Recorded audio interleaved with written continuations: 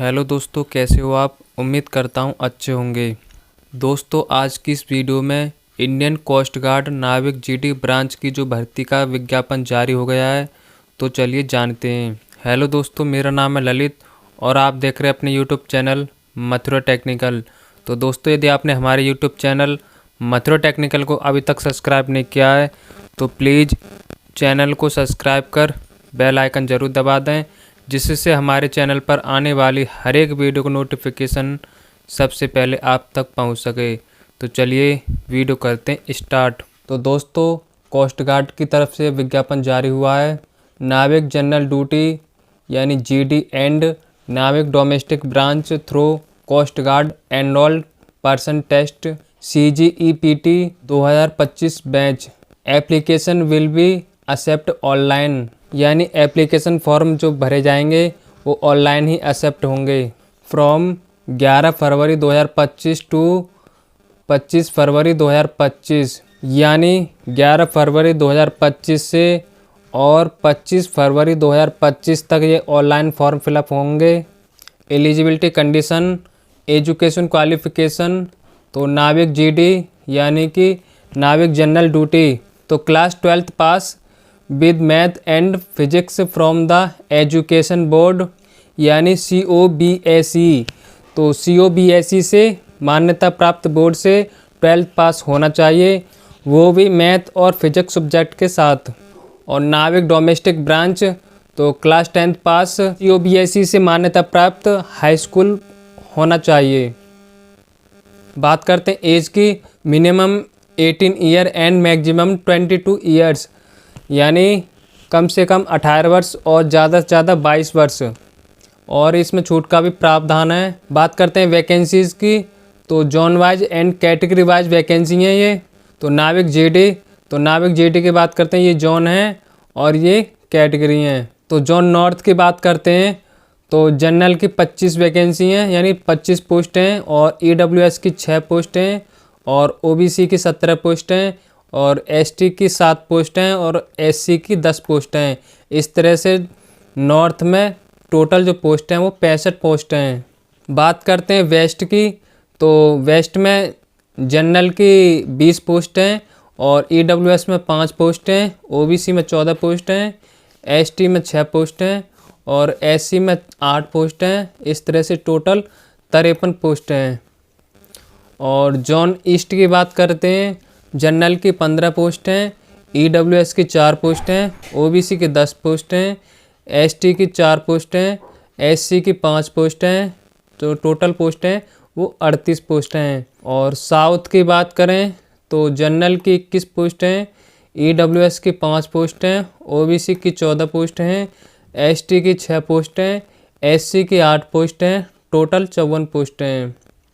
और zone central की बात करते हैं तो जनरल की 19 पोस्ट हैं, EWS की 5 पोस्ट हैं, OBC की 13 पोस्ट हैं, ST की 5 पोस्ट हैं, SC की 8 पोस्ट हैं। टोटल 50 पोस्ट हैं।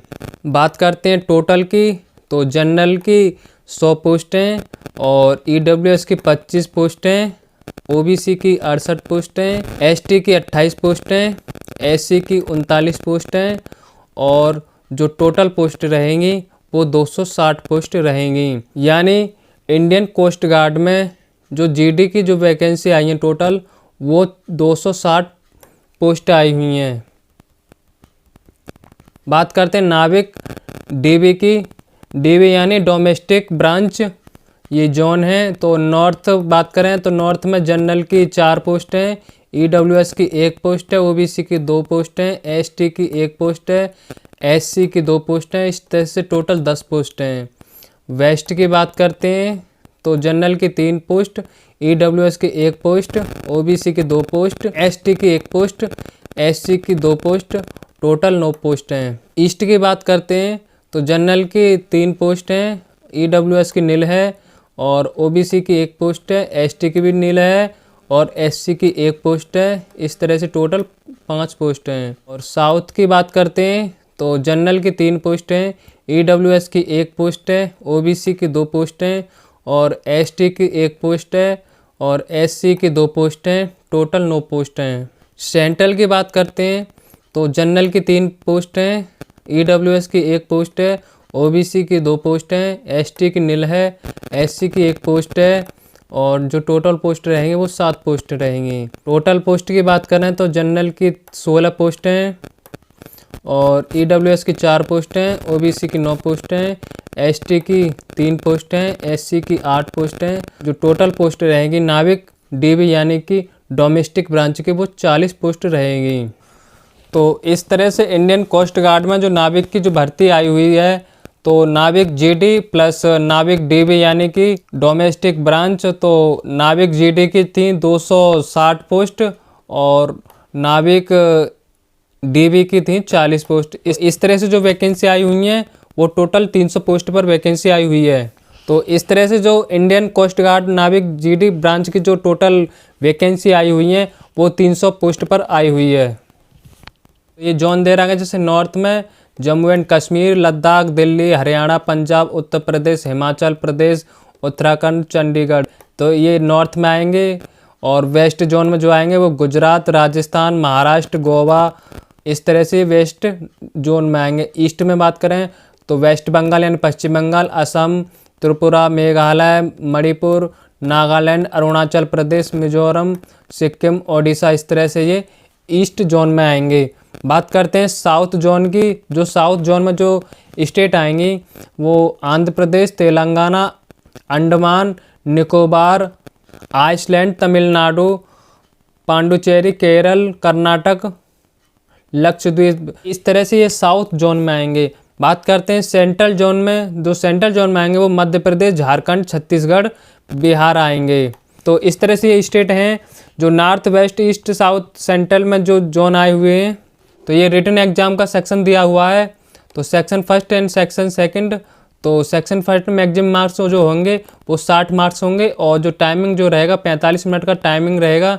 जो टोटल क्वेश्चन होंगे वो 60 क्वेश्चन होंगे, जिसमें मैथ के 20 क्वेश्चन होंगे, साइंस के भी 10 क्वेश्चन होंगे, इंग्लिश के 15 क्वेश्चन होंगे, रीजनिंग के 10 क्वेश्चन होंगे और जीके के 5 क्वेश्चन होंगे। बात करते हैं पासिंग मार्क की।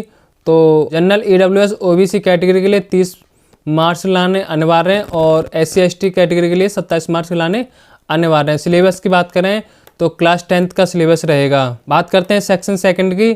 तो मैक्सिमम मार्क्स जो रहेंगे वो 50 मार्क्स रहेंगे, टाइमिंग जो रहेगा 30 मिनट का समय रहेगा इसमें और जो टोटल क्वेश्चन है वो 50 क्वेश्चन है, जिसमें मैथ के 25 क्वेश्चन होंगे और फिजिक्स के 25 क्वेश्चन होंगे। और बात करें पासिंग मार्क की तो जनरल, ईडब्ल्यूएस, ओबीसी वालों के लिए 20 मार्क्स लाने अनिवार्य हैं और एससी एसटी कैटेगरी वालों के लिए 70 मार्क्स लाना अनिवार्य है।